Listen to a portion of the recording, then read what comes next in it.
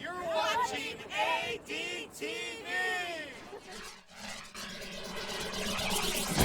Little girl, little boy, standing on the glass mountain.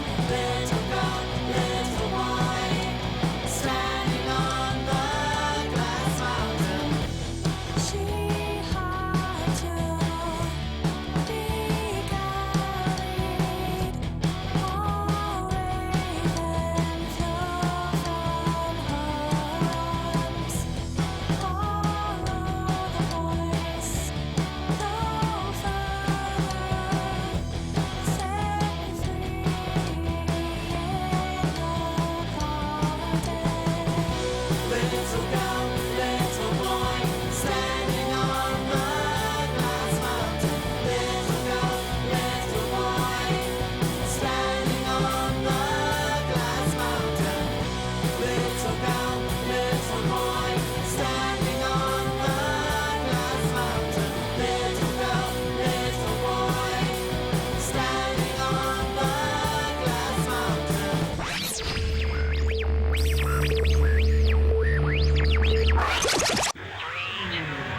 You're watching ADT. Look, a squirrel! That, now that's why they have laws. Excuse me. telling me- Audience, just give me a... Yeah, all right, just Wait a minute. 1 second. He's All right. telling me All right. I'm legalistic. She is legalistic. Hey, He's guys, just legalistic. Look welcome at to his ADTV from Peekskill, New York. You know, you just caught us in the middle of an argument. She Hello, drives everybody. too fast. It's I mean, not we're about driving driving fast. But it is. It is not. It's fast for you. It's not fast for me. It's normal. Oh. I'm keeping up with traffic. No, We got a great show today. we do. Yes. Are we rolling? Yes, we are. Oh, okay. Hey, Well, everybody. that's Welcome good. to ADTV. Welcome Thank to you for the joining argument. us. And we're very happy today. I'm going to kill her. But anyway. Why does it have to go to kill? I Go- really. What is that? Because we're big Go right for Yeah, the okay, it's jugular. skill- yeah. It's not jugular. It's jugular. It's jugular. Jugular. Anyway, Well, are you gonna? I don't make the fun of the way you say birthday. I didn't say birthday. birthday. I say birthday. Yeah. And that movie we're talking He's about. messing up all the words. Cup He's and trying to make Shield. fun of me. He's like, I like the way you say birthday. I don't say birthday. I say birthday. No. Okay. We have an extensive show today. We do. Yes, Now- Mauricio. well, let me say this. Okay. We have a very extensive show. Yeah, you need to take your glasses off to No, say I it. listen. Do you know who's here? I ain't telling. I know who's here. Oh, no. This guest, this is an awesome guest. I wish this show, we could do a week-long show because, you know, you could sit there and be entertained. You could take off work. You could drop off the kids. Do you know who we have in the house tonight? Who do we have in the house tonight? Okay, hold on. Hold that thought. That's because he can't remember how This to is who we pronounce have. his name. Oh, no. When I tell you, Oh, no. your heart rate is just going to go. We have Richard. Hey, Mo, it's Rich, right? Richard, Vetere, Oh. Vetere. Oh, yeah. We have Richard Vetere in the house. And wow. Ba-boom, ba-boom, ba-boom. What did I tell you? It isn't easy being cheesy. Can you say? That ain't even funny. We do Yes. have Richard Vetere. Richard Very Vetere. talented, awesome. Did I say awesome? Yeah. Writer. Now I'll tell And- you. No, Oh, let me and- tell you. what? Richard Vetere, the novelist, Oh. the playwright, the pool swimmer, no, poet, the I can do better screenwriter, with the TV writer, the actor, Oh, the novelist. the novelist, the one, the only. Bring him out. Bring him out. Bring him out. Richard Vetere, everybody, come on down, Richard. Woo! I'm not supposed It is him. It is. What's up, handsome? Nice to meet you. Wow. I Could had you to wear sign the my hand, sunglasses. please? Do you have a marker? No, I just Afterwards? wore sunglasses because I saw you had them on. I could take mine off. Love the look. I did come from the pool though. but I- Hey, did Had to put that I mean, you look great, but did Wardrobe send you an email? Yes, but as I said, Because we're I was Oh in well, the- he got look. Hey, Let's, I thought, because we're normally casual, You guys look great. it doesn't Yeah? always happen No, you this way. don't. I think it's You the think- guest. Yes. For the wardrobe, yes. And writers really don't get dressed much, so It's a nice shirt. thank you. Very What nice do shirt. writers China, do? from China. The shirt is from China. From China. Are you Not made kidding? in China. Not from made in China. But from China. From China. Really? We gotta like watch that. Who made it? Where are we now? Yes, we're an ADTV. No, Oh, okay. Do you know what ADTV stands for? I'm learning what it stands for. yeah, that's the actually. part Well, we're always learning. I bet he doesn't know. he does. What is it? AD. Yeah. AD what? AD. After Christ. I don't know. So like a Attention deficit. Yes, that's what I meant. That's what he meant. That's He what I knew. Attention deficit? It's not adult deficit? Oh yeah, that's adult deficit. Is it, what does the producer I feel? don't even know Yeah, myself. okay. All right. Anyway, Well, we have a great show tonight. yes. Thank you for inviting me. We're so happy to have you. And you know what? I'm just going to say it. Don't you always? Where did it all begin? Wow, good question. I was probably born a writer. It began when I was 13 in 5th grade, 8th grade, something like that. And a girl sitting next to me who I wrote her a love note. Yeah, Aw. I was a pretty shy kid. And she told me she had a boyfriend. But Did I spit on you? no, you didn't. And then she showed me a poem he had written. He was in Vietnam, and he wrote a poem. And when I saw the poem, I ran home and wrote my own poem and showed it to her. She showed it to the nun. And from that day on, I was known as the poet. Wow. The poet, don't you know it? That's romantic, though. And I wanted nothing more than to be a poet. And 17, 18 years old, 19 years old, got my master's from Columbia University in comparative English literature. And then I told my parents I was going to be a poet, which actually got them very depressed and Sure. upset. Depressed. Yeah. Yeah. Your first son wants to be a poet, not the attorney that they wanted. And then I learned and taught myself how to write plays, and eventually it turned into film, TV, novels. Right. And probably the most exciting thing after all that is I was actually elected by other writers to the Writers Guild Council, Writers Guild East. I'm on the council now and just got renominated for another 2-year term, so I'm running in September. And so it's always nice to be voted by other writers. So that's where it began, and it's been a career. Right. Wow. That's I can't wait to hear about that book, though, because I just read that book. this book You read the book? Yes, is I did. awesome. But I'm not going to talk Yes. about it. Let This, him. yeah. This is the writer's afterlife. Yes. It's incredible. I was looking at the reviews. You have here Publishers Weekly, and there it's like they said it. I can't even say. In this utterly unique story, novelist Richard Vetere, I said it. I had to say it Does that once. have, I mean, I does knew that this was work? coming. It does actually. I got sunglasses too. The third mirror. I have to even put my. Is there a doctor in the house? Ophthalmologist? Unfolds a caper of interdimensional scope, the scenes taking place in the afterlife. I can't read with this. I don't have a bigger magnifying. The written with classic, oh my God, I can't see Richard, magic, I bet Richard could read it for you. gusto, taking place on Earth, will have readers. Gusto. I said it. All right. It says, taking place on Earth will have readers rooting for Tori. Tom Tony. Chillo. It's okay. She will be reading it after the show. Did you learn your ABCs in 1, 2, 3s? Oh, that was really difficult. Here, I know. All right, take 2. Richard, would you mind telling us in your own words what's on the back of that cover? I'm really excited about having written this and actually getting it published. Swimming in the pool. You had Two cheaters. Sorry. No, I don't need glasses. 2 summers ago, I had this idea of fame. Like, what makes certain writers famous? Why do we read them today? And why some writers who were famous in their lifetimes aren't read at all. So I read this interesting article on Van Gogh, actually, and learned how he became famous. And no, it wasn't because he cut off his ear. It was because after he died, his brother took all his paintings, put them in the basement, but his niece didn't have a job. So when she went to Amsterdam, she saw all these impressionistic paintings selling, and she said, my Uncle Vincent has paintings like this I could use to make some money. I'll bring them back to Amsterdam and sell them. And immediately everybody wanted to know who was Vincent van Gogh. So that one little quirk. So then I did some more research and found out how Shakespeare is, why he's considered famous today. Right. And Tolstoy and Emily Bronte and Emily Dickinson. And I got really obsessed with. So my story is about Tom Chillo, who's a writer, a screenwriter, TV writer, novelist. And at the age of 44, in the middle of a rewrite on a screenplay, he has a heart attack and dies. Wow. And immediately goes to the writer's afterlife, where he gets to meet everyone. He has a guide, Joe, from the Renaissance. Oh, Joe. Yes, a painter. Uh-huh. And he died at the same age. And Joe takes Tom all over the place. And he goes to a hill where all the Eternals live. Byron, Shelley, not live, I should say dwell, because they're dead. Right. Shakespeare, all enjoying eternal fame.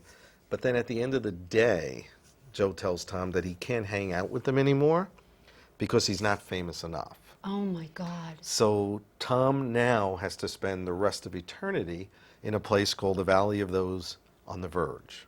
Oh, my God, Eddie, I hope that never happens to you.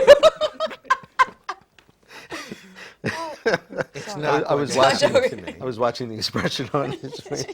But seriously, what happens is then Tom is told he'll never feel any pain. You thought of this? That's I wrote the that is book. awesome. Hello. Let's see. Written by. No, but that is genius. Ah. Thank you. Do you know that's hell for the wannabe famous person? Well, I wanted to write Did it you for write this? young writers, professional writers, and those mid-list writers and actors and everyone who, we're all driven by the need for recognition. You could call it fame, whatever you That is want. so awesome. So Tom finds out that everything will be fine, but he has to spend the rest of eternity in this place.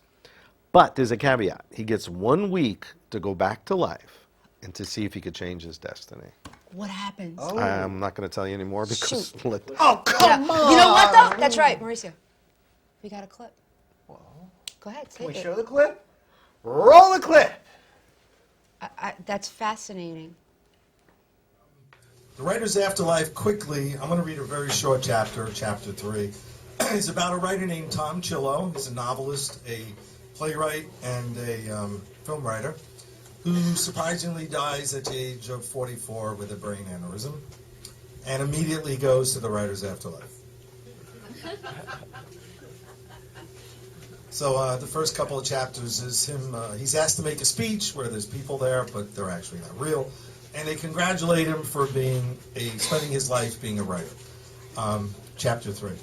Time in the writer's afterlife is very different from time on earth. It has no exact purpose. Day and night seem to change as if by whim. The days and nights are splendid. The breeze is cool and the sun shines with warmth without ever getting hot. In the evening, the moon is white and magnificent, and the stars gleam through wisps of clouds. After a short while, I realized that each individual writer creates the exterior landscape he or she is in by imagining it. If you think night, it's night. If you think a city, there it is.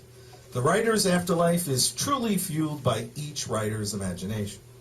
One quiet night, Joe told me a little about himself. Joe is actually his tour guide. He'd been a painter born in Florence in 1578 and had wanted to be famous like Michelangelo.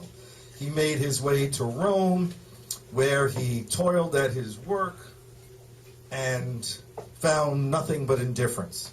He sold a few paintings, but not nearly enough to pay for a roof over his head. After several years, he gave up, married a farmer's daughter, and moved to a small farm north of Rome. Ooh, whose mic is that? It was mine. that was my first public reading of the novel before it was published, actually, at Cornelia Street in West Village. Awesome. And it was great to get the audience response. Yeah, definitely. But that is such an interesting. I'm intrigued. I'm definitely. You can get the book on Amazon. You can get it online. And it's in Barnes & Nobles Barnes & all over Noble, the okay, country. so- I've been doing readings and autographs, Right. signatures, whatever. Don't That is- forget mine. Okay. No, but that is so interesting. I mean, Thank you. it really. You are a writer because you must have. For that to come in your mind. Well, it didn't come on his foot. Yeah. Well, Here. No, but to think about that, I mean, not just for a writer, just for anybody in the entertainment business to be, think about that, You're going, we don't, what level of fame personally do we think we're going to achieve? And then to have to go into a place where you're surrounded by all these greats and you're not in that caliber. Can't even imagine. But anyway, I'm going to definitely read it. Great. So, Hey guys, I got something for you. Something. That's not all. Mr. We Richard got has done. more. We got more. This is big stuff right over here. What is all this? thank you, Mauricio. Look, Did you go movie shopping? I did. did. A little bit of homework. Oh, well, what's on the top? Wow. What's On on the the top? top? Love of Death. No, love after Oh, death. love Love after- after death. Oh, wow. Great film. That's the dyslexia. Sorry. I knew that. I think Rich will just introduce his own material. Well, before he does that, we got a clip of that, by the way. Oh, Oh, we do. we have a Could I just, should I explain Yes. first? Absolutely. Great. Absolutely. Yes, Love After Death. Show that to the audience, please. I actually was hired by CBS. They read a play of mine called The Marriage Fool, and they bought the rights, hired me to write the teleplay, and it was called The Marriage Fool, actually, on when it was aired on CBS. It's the most watched TV movie ever made. And Wow. and I got a call one day from the producer, and he said, Walter Matthau wants to play your father. Basically, the story was about me and my father. My father was ill and dying, and I said, I want to capture his voice and our conversations about me never getting married and him being married to my mother for 40 years. So I captured those conversations and then turned them into the play. Then I heard that John Stamos was hired to play moi. And then Carol Burnett came along. So I was really that. thrilled. And we have a clip with all of them, plus Terry Polo, who you'll know from Meet the Parents. What a cast. oh my Woof. God. That is incredible. Okay, Are we Let's ready? take it to the Right. It's okay. I like it. It's a good thing, And women, I don't even care. I don't know. I've never felt like this. Hey, hi, come on in. Hi, this is Susan. Oh, hello. Hi, Florence. It's nice to meet Oh, you. it's so nice to meet you. Do you remember Susan? Yeah, pretty Yeah. girl. Hi, it's good to see you again. I'm sorry I'm late. My plane was delayed, left a little bit of bad weather back in Wisconsin, so. Is that near Vegas? Close. May I use the little Oh, girl's sure. room? It's right upstairs. It's on the first one on the left. Okay. Thanks. Oh, she's so pretty. Yeah, she, still got somebody? No, Pop, she filed. Oh, look at this. You guys have done some stuff. What color would this be? Well, it's kind of it's a burnt orange with a little bit of terracotta. You know, your brothers were here the other day with their wives. They were speechless. Really? So what's the occasion today, Pop? What are we doing? No occasion, we're just having a little get-together. Yeah. We got everything fixed up down in the basement. Come on. We don't need an occasion. Come on down. Get your friend when she comes down. That's awesome. What'd you stop it for? It was good, man. Oh, who does the clowns? I would have nightmares.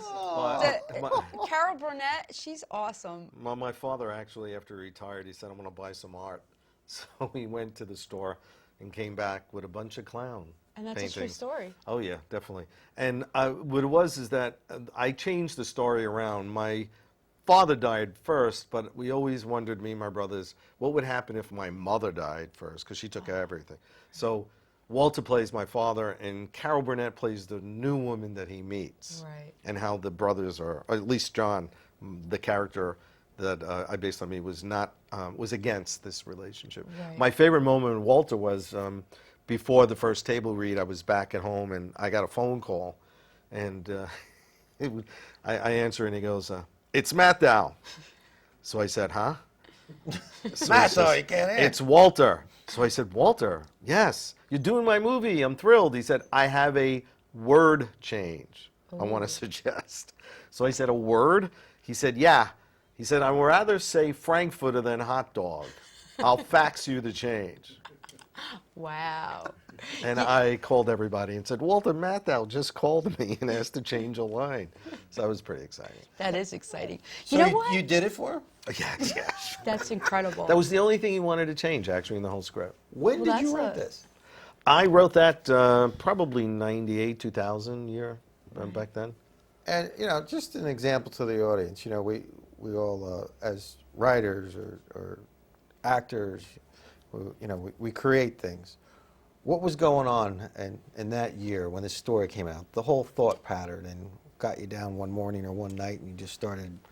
Well, like I said, I wanted to capture my father's voice. I felt he had an interesting way of speaking. Okay. So as he was very ill, I just recorded those conversations about he and I. Did you miss that? Yeah, And it's ADTV, by the way. Sorry. And then actually, believe it or not, Folly Granger did the play. Wow. Yeah, and Folly was great. Oh, wait, you did a play on this yeah, too? this is based on my stage play, which is published by Dramatic I Publishing. think I missed that one. Yeah, he mentioned that. And then I had a meeting at my agent's office, William Morris. They called me up on a Friday afternoon. I was in the pool, and I came back and I said, I ran into the Manhattan, and I said yes. And they said, we're looking for a project for CBS Films. And I said, I have the perfect play for you. And literally within 2 weeks, I had a deal set up at CBS. That's huge and quick. That just doesn't And happen like that. Funny Yes. and funny. Thank you. And when Walter signed on, he wanted to work with Carol again. They did one movie, Pete and Tilly, a long time before. So that was only the second time they worked together. Well, and just in that clip, just the entrance, the opening of the door, when you're seeing what's going on, can I use the bathroom? And Walter Matthau, his expression, it's hysterical. It's hysterical. I have to ask you a question. No, enough questions. Oh, no, we I got do. time. All right. Because you're a writer. We established that. Okay. And we're actors. Okay. This has always been mind-boggling to us. And tell me if it's not true, Mauricio. Well, I'm not a mind Eddie? reader, so what's the question? How do you feel when actors change the lines when they're doing it? They He didn't have a problem with Walter. They didn't. No, but- They should not do that. But everything is different. In television, the writer has a lot of control. The actors can't change lines Right. because there are too many people they have to deal with. The executive producers, the networks, the studio. Once those people agree on the script, it's locked. Right. In a movie, it's very different. The writer sells the copyright, so they no longer own the script when they sell the screenplay. In a stage play, they should never change the line. This is great because you know how many. This is like the question of all questions because that's the whole thing. You go on an audition and you want to make sure that you have the lines verbatim because you don't want to offend because you don't know if the writer's going to be there. Yeah, That's true, right? yeah. I mean, I'm not really big on improvising unless you're in a rehearsal and an Right. actor has a great idea. Right. But the problem with the great idea is then you have to change everything else that came before that. Ed Harris in my movie The Third Miracle wouldn't even change a line. Right. And when he did, he went to Agnieszka Holland, the director, and asked her. Right. So people are different. When I did the teleplay with Elizabeth Shue and Kevin Anderson called Hail the Hero, because it was a teleplay, they could not change a line. And they were really good actors, but when they had a question, they would go to the director who then would come to me. That's Well- do you know how many actors are going to appreciate this information? Let- You have no idea. Let me mention this, though. In what I've seen or feel, the set versus the audition is different, though. Oh, yes, yes. You go to an audition, you're preparing for the character, and you're studying all the characters and those scenes. So if I miss a word, you're really still looking at the performance. Now, if I play with the word on set, that's a problem. Well, You should yeah. have the respect of seeing the writer, the Yes. script advisor, etc. Right.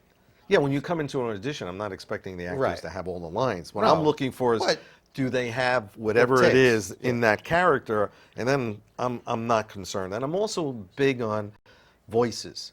Right. You know, an actor has a voice that really feels like that character. A lot of times I don't watch my own shows. I listen. I'll stand back in the audience and That's listen to my interesting. play. I haven't heard that. That's really Yeah, it's music to me. But when I have an actor who's giving a real kick-ass performance, I want to be there every night. Because That's an there's honor. nothing more magical than an actor who you just, I mean, I'm a director too, and as I agree with David Mamet, when you have a really good actor you're working with, you just thank God you do, and you just tell them, great work, can't wait to see you tomorrow. Yeah. You know, Can I because pick it's a you up? gift. It's a gift. It is a gift. And like, what's his name said, Peter O'Toole, he said, theater is a art form of dialogue. So, you know, in the theater, I think Right. that's what it is. And, you know, with film, you do it all with a look. Like looks Ed Harris would give in The Third Miracle always. I still watch the movie and go, wow, you know, he doesn't We're need gonna lines. see. We actually Yeah. have a clip of Oh, it. we Yeah, do? we do. Great. Look at that clip? Yeah. Yes. Let's Why go don't- to the videotape. And then I'll tell you. A marble statue of the Virgin in a parish schoolyard. St. Stanislaus, St. Stanis, you know that. You grew up there. Yeah, not too far, St. Bonnie's. Good, so you won't have any problem finding your way around. The place hasn't changed much. All Polacks, Hispanics, few mixed left over from the old days. Very hard-working people, though. What does she do? The marble statue, I mean. Well, it's a fair enough question. They do lots of things these days, don't they? They undulate, they levitate. There's a plastic baby Jesus up in Skokie that drinks real milk. Guy cuts open a avocado and sees a virgin staring up at him. It's the millennium coming in, Fabio. Yes, it is. What does this one do, Your Excellency? Well, this one's an old-fashioned girl. She just cries. Tears of blood. How'd you guess? You want a drink? Fill 'em in. They claim she's racked up a few cures. The documentation is fair to good, particularly on a girl named Maria Witkowski. About 7 years back. She was age 9 at the time. She was diagnosed with terminal lupus. Here, you can read all about it, and here's the tape. The statue bled on her, and she was cured, but it isn't the statue the people are praying to. It's a laywoman. The late Mrs. Helen O'Regan. Nice widow lady, lived at the convent, cooked for the sisters, opened up a soup kitchen for the poor. Even worked in the orphanage the nuns have up there. Everybody loved her until the day she died. That's when the statue began to weep. It's her blood the statue is crying, or that's what the people believe. And now they're petitioning for canonization. Saint Mrs. Helen O'Regan, they'd have her be. Has anyone told them there have only been 3 American saints? Well, I said they were hardworking people. I didn't say they were geniuses. Have you had a chemist out? I mean, it's easy enough to tell if it's blood. No. Frankly, we've stayed away. But they've got 10,000 names, tour buses, even the mayor stopped by. You see, there's already a cult going up around her. Like with Father Falcone at the Lake Monroe. Now, you were brilliant on Falcone.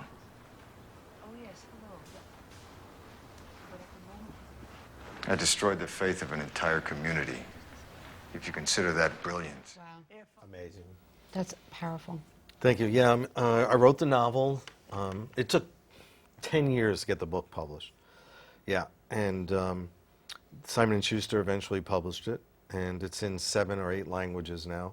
And I remember the first day on the set after selling the movie, Ed came up to me and said, hey, you're really lucky. Your novel comes out, and we're shooting the movie a year later. I said, it took 10 years for me to get the book published, Ed, and Wow. I just got real lucky. Talk about that, because that's very interesting to the viewer, but how challenging is it and what you have to go through as a writer to get it published? And sometimes they don't get published. Wait, when was it published again?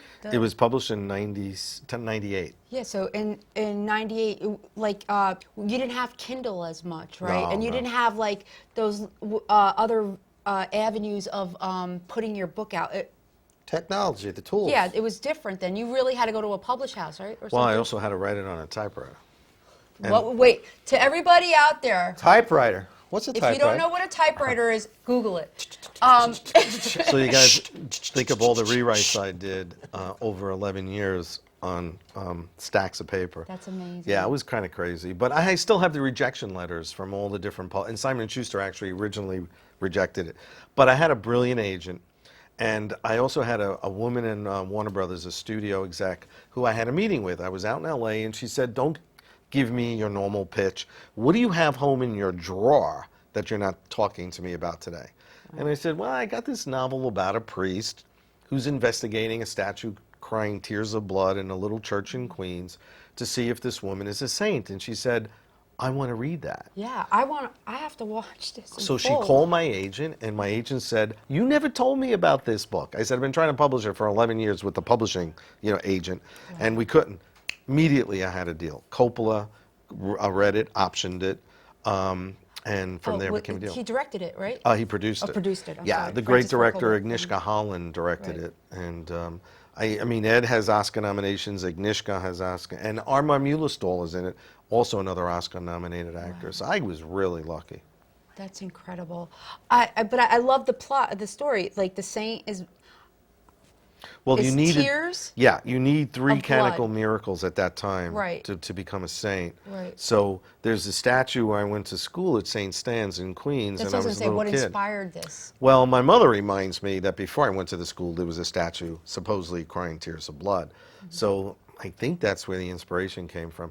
And then what happens is the Vatican assigns a postulator to come to investigate if the person that the tears of blood are happening for, who has to be dead for 10 years, is a saint.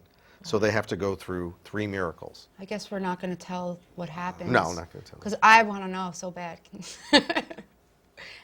And you also have other movies here. The Limbo Room. Yes, I acted in the Limbo Room, and yeah, with Melissa Leo.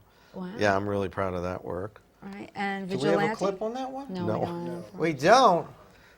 Well, we're gonna have to have part 2.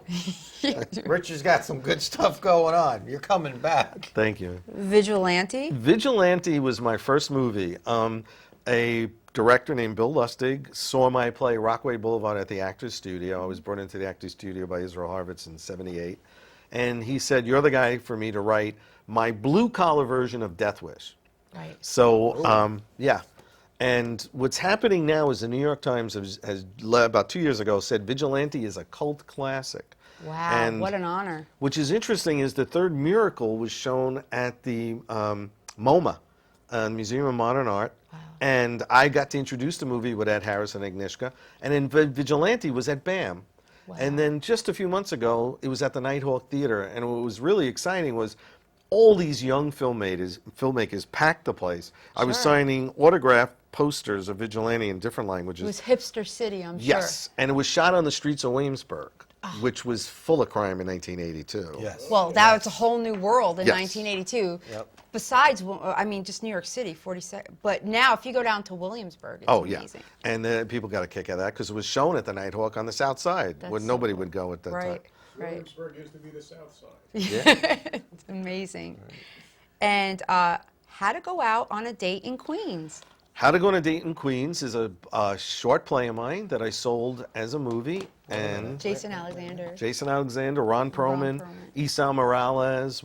It's a wonderful cast. Mo, did you get a date in Queens yet? Yeah, what? A date? Yeah. And that's my last feature. That came out in 2007, 2008. Right. And I'm really happy with that because that was based on my short play. And how did you come up with this?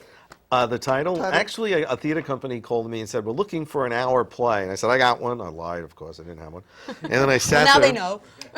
Yeah, well, that's what you always do. You know, you go to audition, could you ride a horse? Of course I can. Yeah, you know? of course. And I said, I got a play. Don't worry. I'll have it for you. I just want to edit it. I'll have it for a few days. I do write fast. And I came up, I sat there, just like the third miracle and all my titles, I sat there and said, what's an interesting title? And then I said, How to Go Out on a Date in Queens. That's interesting. And that's what the play's about.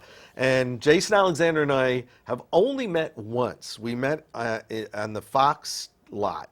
He was in the elevator. I got in, and I looked at him and I go, you're doing my movie. He goes, yeah, I know. I haven't got the lines down yet. Elevator closed, and that was it. That was it. I haven't seen him. And then I never got to meet Ron Perlman, but then Dan Laurie invited me to dinner at Sardi's not that long ago, maybe 4 or 5 months ago. Right. And sitting next to me is Ron Perlman. I said, Ron, you're in my movie. He goes, which one? I go, the How to Go on a Date in Queens. He goes, oh, I had such a great time with that. And we got to meet each other. That's awesome. So it's always fun when that happens. Wow, so you go from a book, a play, to a film. Yeah. How fortunate is that? I've taught myself God. that. It's really interesting. We should just rub. I think the thing. Rub him for life. Here, maybe I could transfer to this room. Ooh, The no. thing is that, they teach writing in these schools, and what they really should teach is reading. Because if you learn how to read a play and you know how to write, you will be able to write a play. I loved reading novels, and I wanted to emulate them. I read Dickens, and I said, gosh, if I could ever write like this. So reading, for me, it's like actors. You watch other actors, right? And, that's how I learned. Movies, same thing. I came a little later to movies. I was in my 20s because I loved movies, and I go, I love them so much. Why don't I try writing some? And I've been lucky because I've got to adapt my own work. Vigilante is my only original screenplay. Wow. That's really nice. Wow, wow, wow. Speaking of wow, There's gonna be gossip though in this, right? He's got. I'm still waiting to find out. We were driving up. you know, I was picked about up to Richard, bring not that up. way. Gossip. Okay, we got that clear, right? Now, Let's say it again. gossip. It was, you know. Okay. Don Johnson here today. We have Don's Don not here. Richard's here. Richard Vetere. We had a great ride up. Oh, wait, what's all that of in us. Italian? What? Richard Vetere. Get that. Vetere. Hey, Vetere. Che si dice? What's that in Irish? I don't that think was The first half's Irish. it's actually Latin. So It's Latin. What? yeah, it means wise, age. Yeah, it's an Irish old is word. wise. We're wise. No, but it's an old Yeah, Latin but your name word. is not Vetere. like veteran. His name's not Yeah. Vetere, so it doesn't matter. Yeah. No. It could have been Vetere, and they just added the vowel. You know, Possible. could have happened. Anyway, Well, I thought we were going to do that. what? Say anyway? She wasn't going to say Why does he anyway have to anymore. control me? I want to say anyway. I'm not controlling. If anybody's opposed to me saying anyway and amazing, Me. email me. What is my email? adtvny Oh, no. at gmail.com. ADT. Excuse me. We have a guest. I know. Richard, you had more to share, right? Rose, thanks you. ADTVNY at gmail.com. And give us your feedback. Okay. Are you done? Well, I could tell you guys an interesting story. I'm still waiting for the Mike In the Tyson. middle 90s, I get a call from a producer that they were looking for a writer to write a movie in Rome. Right. And I was like, do they fly you to Rome? Oh, yeah. You'll live in Rome for the summer. The money was great. And I met the producer and they hired me. So they flew me to Rome. And one day I wanted to go see the Museum Capitolini and I couldn't because I had a script meeting. But if you had told me 15 years later I'd be standing in the Museum Capitolini watching my play Caravaggio being produced under the stars, I would have said, how is that ever going to happen? And 15 years later, my play Caravaggio, which was produced in Chicago, a producer saw it, translated, got the rights to translate my play in Italian, flew me to Rome, and I was standing there, the most attractive audience I've ever seen, actually. Wow. 250 people, outdoor stadium in the Museum Capitolini, doing my play Caravaggio. And I really did then say... Say that again. Caravaggio. Caravaggio. Yeah, he's the famous painter. But what was interesting is I said to myself, this is a perfect place to have a heart attack and die, like Moliere. Under the stars, you know, in Italy, Museum Capitolini, they pulled me to the stage and I didn't die. I was so glad I didn't because 2 weeks later, we opened in Capri. Oh my God, I love Wow. And there I am watching my play. You know, the Italians do the plays at 9, Yes. on whenever they want to start, Yes. with a packed house, and I'm looking at the Bay of Napoli going, now I know the Italian expression, Yeah. go to Naples and die. Yes. It's because the view is It's so gorgeous. incredible. So I'm glad I didn't die in Rome. But this is the kind of fun stuff I've been lucky with my career, having my stuff done. And if you ever told me that would have happened, I never would have expected it. Really? That's amazing. That sounds beautiful. I'm like envisioning it, and it's so surreal. Surreal. You know, yeah. Well, Surreal. you go from Rome to Surreal. Capri. Well, I've been there, so I know. Yeah, it's gorgeous. My Yeah. father's, To he's surreal? Napolitan. Yeah, to surreal. But anyway, Is that I'm like a still street? waiting. Where was I? We were driving up. Oh, Okay, yeah. all of us, all four of us, driving up. And, of course, he told us all these great stories, but left me hanging with Tyson, Yes, right. Billy Idol. No. Not Billy Idol. Billy Idol. It's a nice day for David Bowie. How do I David always get them Bowie. too confused? David Bowie. They look alike? Huh? Well, David Bowie was actually Ziggy Stardust at one point. Yeah, Ziggy Stardust. And, Baryshnikov. yeah, Mikhail Baryshnikov. Well, there was a famous restaurant on 69th and Columbus in the 90s called Columbus. And I don't know if you guys remember Cafe Central, but Columbus had maybe 15 tables and a bar. But only celebrities went to the restaurant. And it looked like an everyday normal restaurant. It took me a year to get a table. Wow. In fact, I went there. There were nobody sitting, and they would say, "Sorry, we don't have your room." But somehow, through another producer, I got to be invited, and I got to be really great friends with the manager, who's a great guy. He's also an actor. He's in Silver Lining Playbook. Your favorite Oh, movie? it's my favorite movie. Paul I Herman. mean, after these. Yeah. Paulie Herman. Good save. So Paulie became a great friend, and he would invite me and say, "Come by the restaurant at 10 o'clock." And I have to tell you, I sold a movie there. I got my agent there. I got my teleplay produced there, just by people that I would meet sitting in that restaurant. We all talk about it, that still remember it. There's nothing like it. Did you get your Guinness there, too? No, actually, I don't remember drinking or eating there. I just sat down at the celebrity table. So Paulie one night called me. He said, "Listen, I'm running late. I have some friends showing up at the restaurant. Sit at my table and just keep them busy for a bit until I get there." I said, "Sure." So I get to the table, and the first person who comes at 10 o'clock is Baryshnikov. Wow. And I'm like, what do I say to Baryshnikov? So he and I are starting a bit of a conversation. And about 10 minutes later, David Bowie shows up. Now I'm sitting with David Bowie and Baryshnikov. And they don't know each other. So I'm trying to make some conversation. You're introducing them. That's good. David, I like that. this is Mikhail and Baryshnikov. Then about 10 minutes later, Mike Tyson shows up.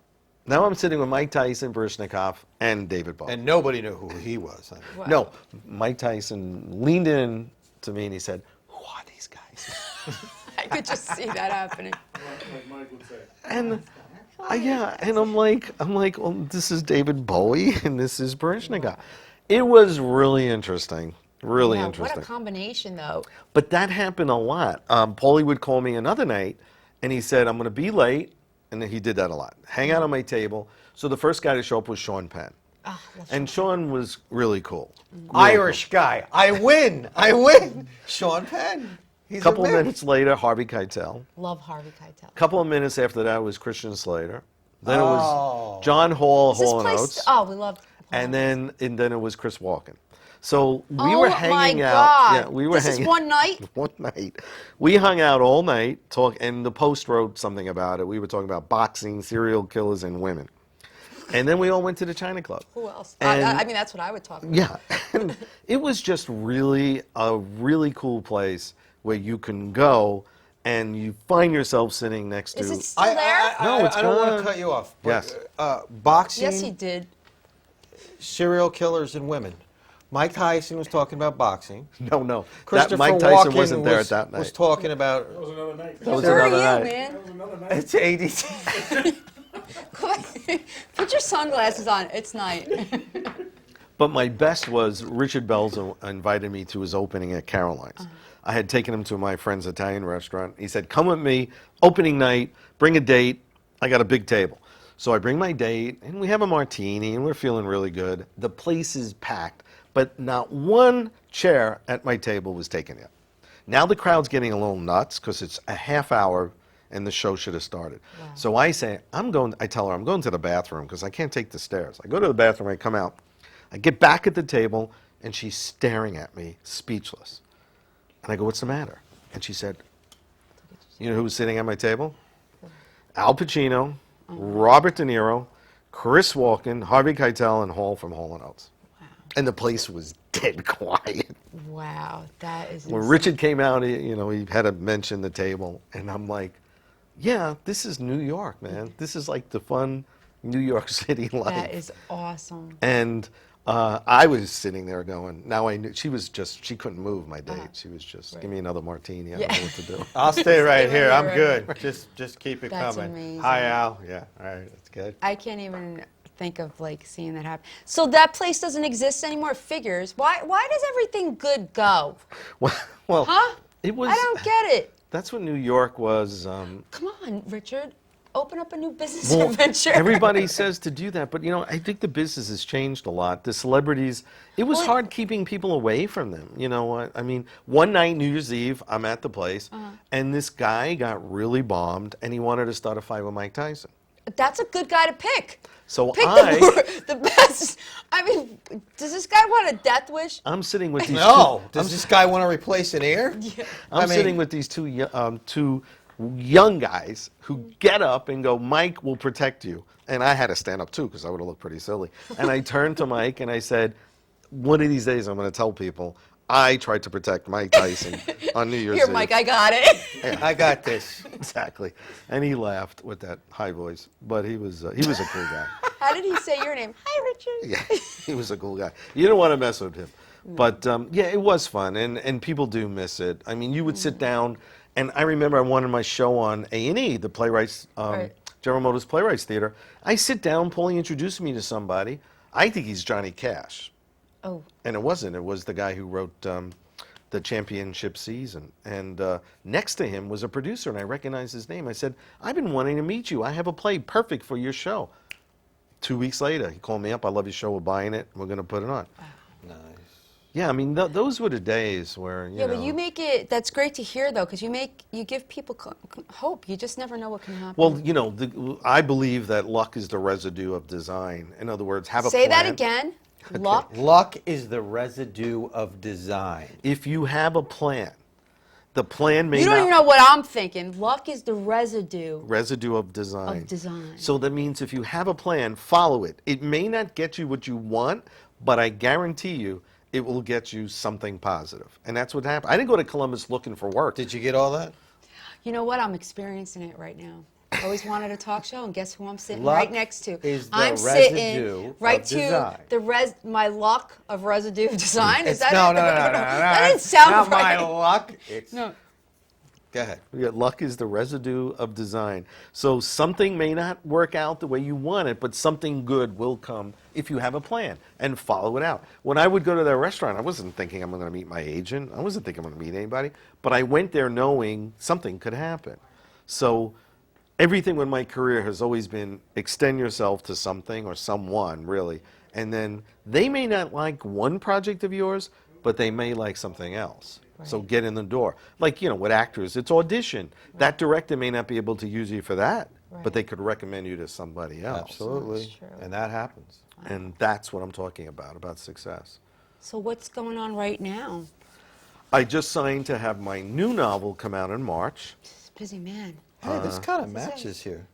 Yeah, you guys look great. Yeah, this is good. That's what's that? My tag? Yeah. Oh, that's my tape. My Thanks, tag. Joe and Jim. That's my tag. That's my electric tape. Oh.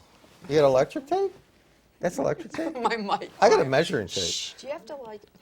I think we should measure Rose's AD. Who keeps a measuring All right, tape here. in their Grab suit? that end. Okay. All You right. know what's How up with big? this? I'm just measuring your ADTV. Let's wrap it around. Here, let me measure your mouth. There's not enough tape. I heard something out of the control room. Oh, that's good. Take two. Tape 2. And now don't play with All it. right, now where were we? Good. I have a new novel God. coming out Yeah. in March. And it's called Champagne and Cocaine. Champagne and cocaine. My two favorite. No, I'm just joking. Don't mix. Don't mix or mix. No, it's set in the nightclub world, 1981, New York City. Best years. Yep. 80s. Yep. And I'm going to be working with my publisher, editor, at the end of this month. So I'm going to be working on that. I'm writing a new screenplay that I want to direct. Oh, wait, I have to go sorry. back for a second. Sure. Champagne and cocaine? Yeah. What inspired that? Uh, One night I was. was. Story on that. And I was also. No. Well, real experiences of 1981. I mean, you know, hanging out in the 80s. Yeah. I know. And you know, you made some of it up. I made some of it up. But I know. I remember the clubs, and I was talking to someone who was younger, and I said, you know, in those days it was a lot of champagne and cocaine. And she said, wow, what a great time. And I said, yeah, That I got to write is. this book. So 3 Rooms Press will bring it out March 15th, Right. 2015. Awesome. And we start rewrites next month, and I'm excited about that. So that's That my is new very. So And it's coming out March 15, 2014, 2 days before my birthday. 2015. 2/15. No, ask her when her birthday is. This Italian. So that your I want birthday? to. I want to book. St. Patrick's sure. Day. It's a very Irish day. Well, we'll have it. We're going to have a big book I'm launch. gonna have champagne and cocaine. There I you mean, go. the book. And I just completed a collection of short stories about the 70s called Live Fast, Die Young. I love the '70s, man. My director. I'm sorry. Did you get Can distracted? you say that again? I would like to hear at least about one of those many stories, if you can, about the 70s. Oh, Because we sure. love the '70s. Oh, you're kidding. Let's see. Really? Translation. Running out of time. Let's No. do one more of those No, stories. come on. This is good. We have time. We have time. Well, I put a collection of short stories together about what I actually did in the 70s. It's called Live Fast, Die Young, Leave a Good-Looking Corpse, which is from Live fast, die young, Leave a Good-Looking Corpse. That's the name of the. That's the name of the book. And, you know, that's from John Garfield's movie Body and Soul. That's the last line of the movie. And I said, God, it's perfect. And I wanted to write about everything I had experienced in 71. I think it's 71. And that's what it is, a collection of short stories about the 70s. Wow.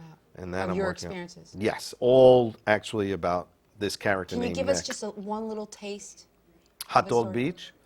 Hot dog. Hot dog. Beach. Yes. Beach? Yeah, everybody knows Woodstock, Yeah, of right? course. When all those kids showed up with the music. Well, Hot Dog That's Beach. that little character with Snoopy, right? What, I told you. Hot Dog Beach was the Woodstock without music on the ocean beach of the Hamptons.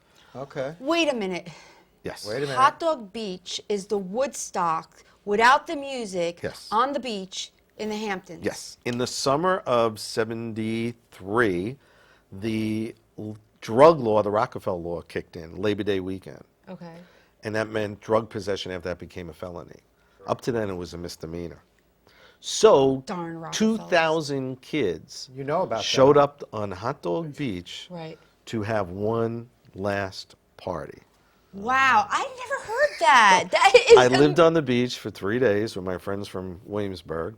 Really? Slept in my car, slept on the beach. It was, and I said, I can't believe I have to write about this. So that's one of the That's short stories. amazing. And it was really, really interesting. I mean, you know, we were 19, 20, and I just went for 3 days and lived on the Can't beach. wait for that to come out, and that's Thank you. that's coming out. That's going to be the year after, because year one book after. at a time, yeah. Champagne and Cocaine, and then the book about the Do you 70s. sleep? I mean, Plenty of it.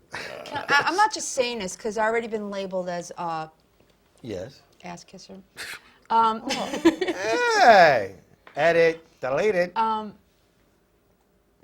honestly, you're. This happens to me because I'm trying to really get the right words. Really talented. Well, you. I mean, not for nothing, but Hey, what? That's it?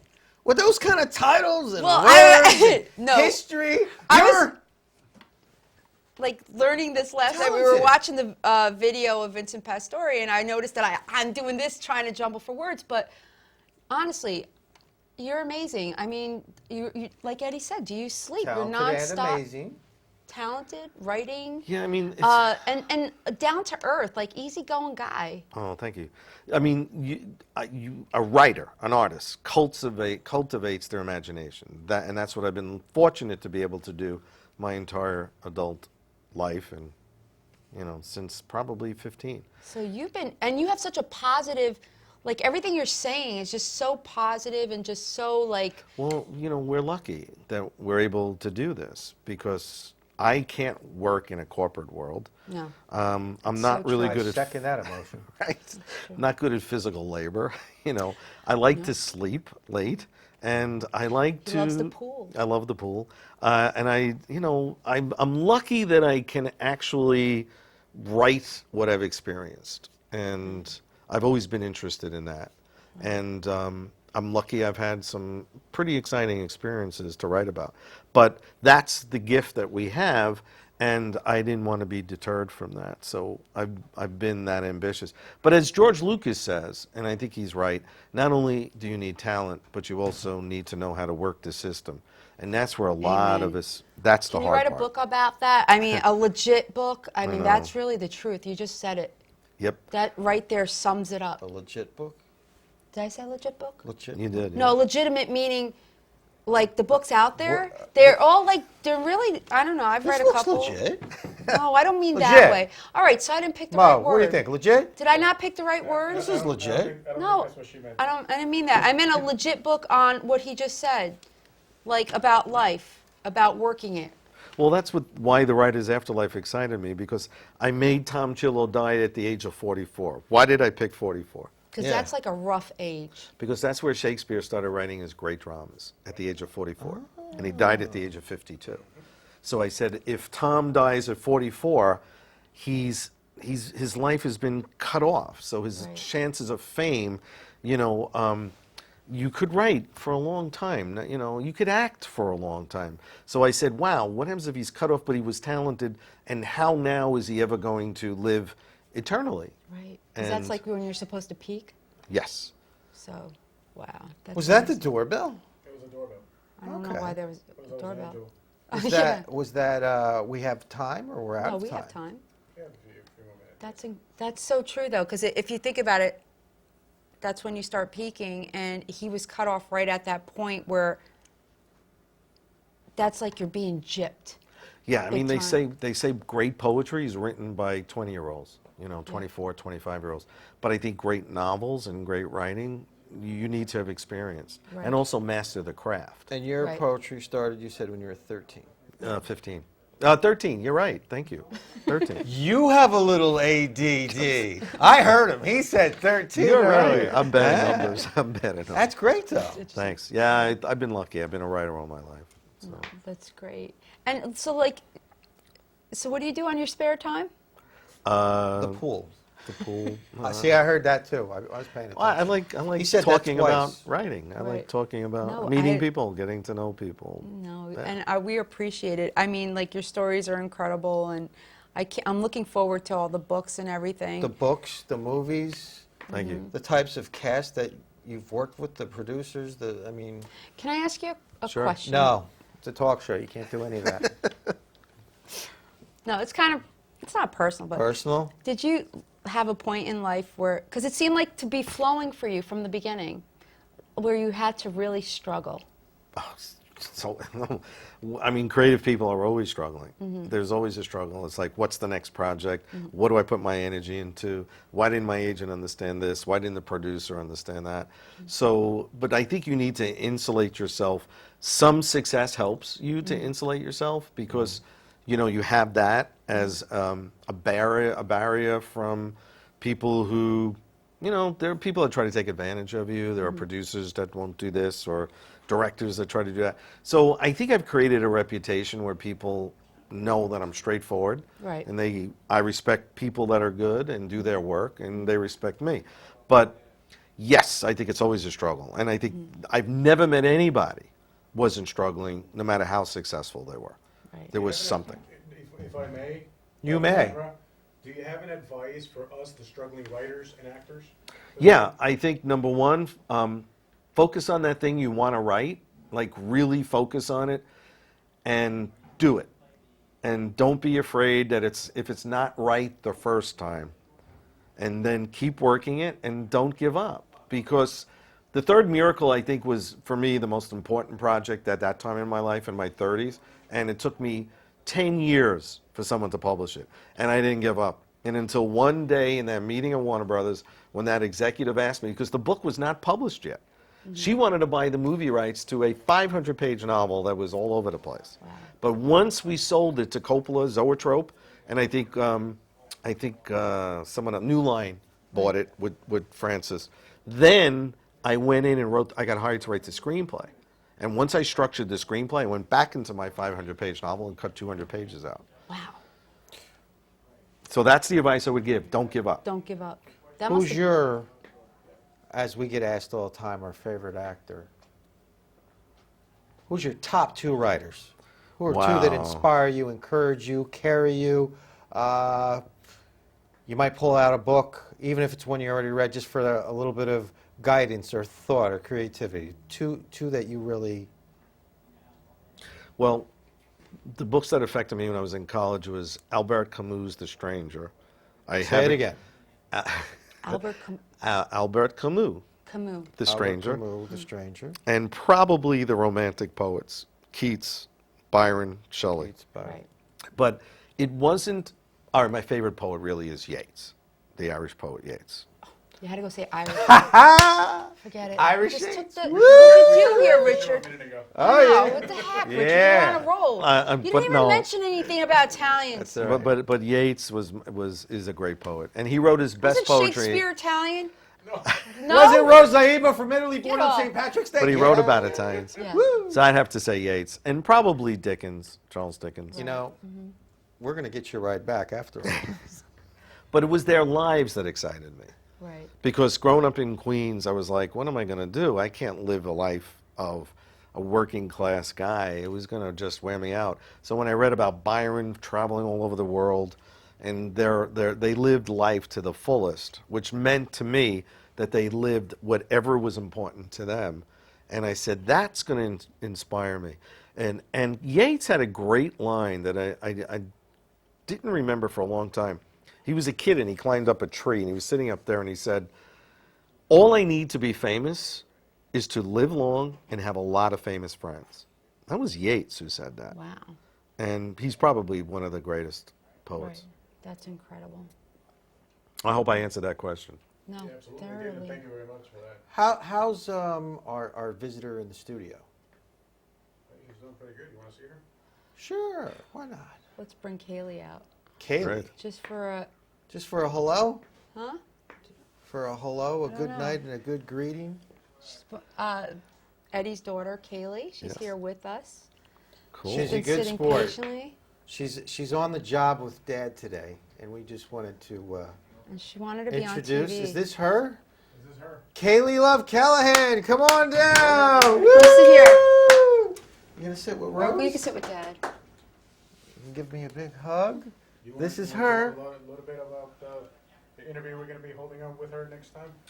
Coming up soon on one of our upcoming episodes, we're going to talk about a short film that was written and directed by Mauricio Ovalle. Yeah. And Our director. Kaylee Love Callahan here has a role in that. And we're going to be talking about that. And also, there's another film you were in. What was that? It was a police comedy. It was Cuffs and Shields. Cuffs and Shields. There's no S though, Rose. It's Cuffs and Shields. She likes to Cuffs say and Shields. Shields. I know, I always So say Shields. we want to bring Kaylee out. She's such a good sport. She had a, 15, 16-hour day with Yep.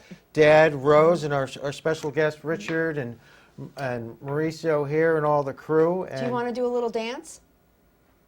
No? No. No?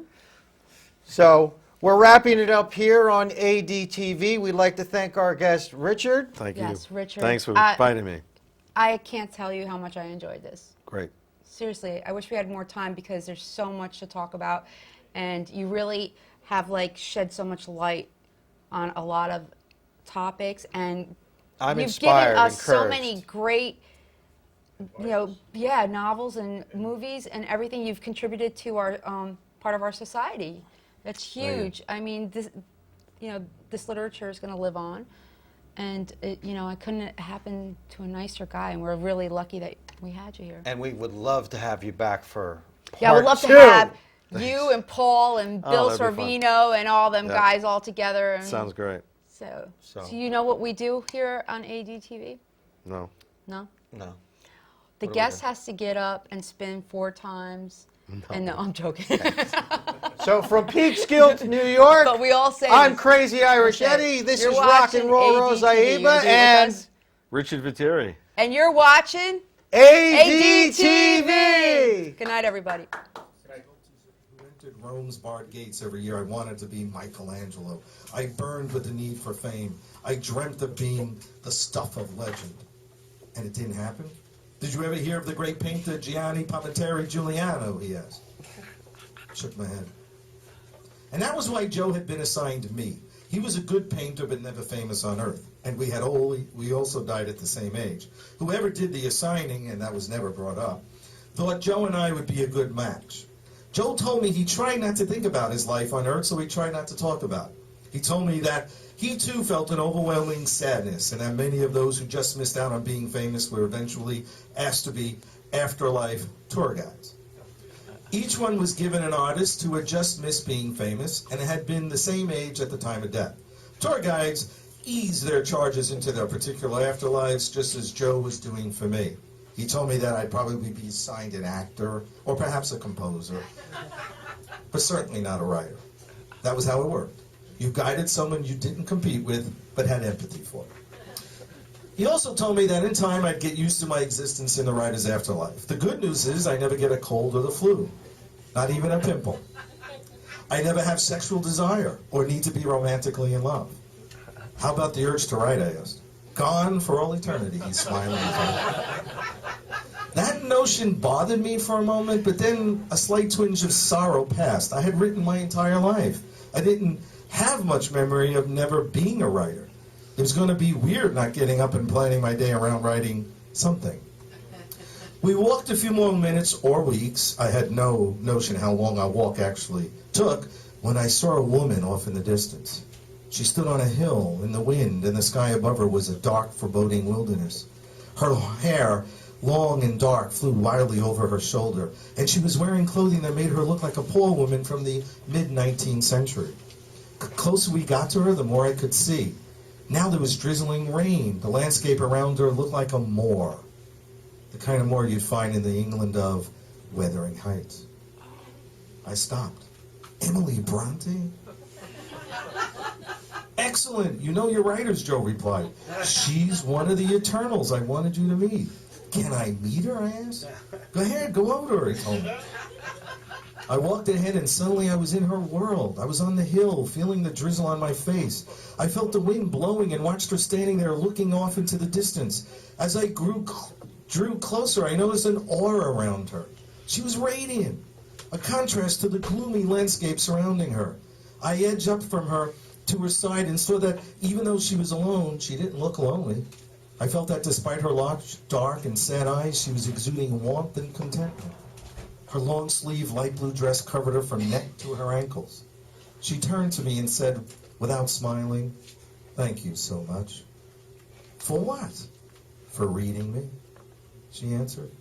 "It was my pleasure, Miss Bronte." "Call me Emily," she said, barely 30 years old and immortal. Then she turned away from me and smiled to a figure of a man, a shadow, walking out of the mist of the moor, depicting her sexual longing. He was handsome, with longish hair blowing in the same breeze, wet from the same drizzle falling, and he had the same sparkle in his eyes that she had. It was Heathcliff. I stepped back. They embraced. I turned and caught a glimpse of Joe, who was standing in a streak of light that separated the moor from where I had previously been. Joe nodded to me. I understood. I got it. Emily Bronte would live through eternity with the perfect male of her own creation. She and Heathcliff would be romantic lovers as long as there was a thing called time.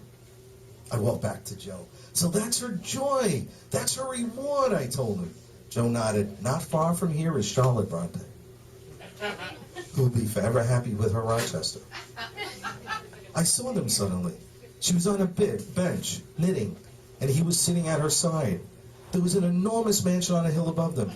Charlotte was Jane Eyre, and it was all beginning to make sense. Joe urged me to follow him. "There are more writers for you to meet. Let's meet the others, the other Eternals." Thank you.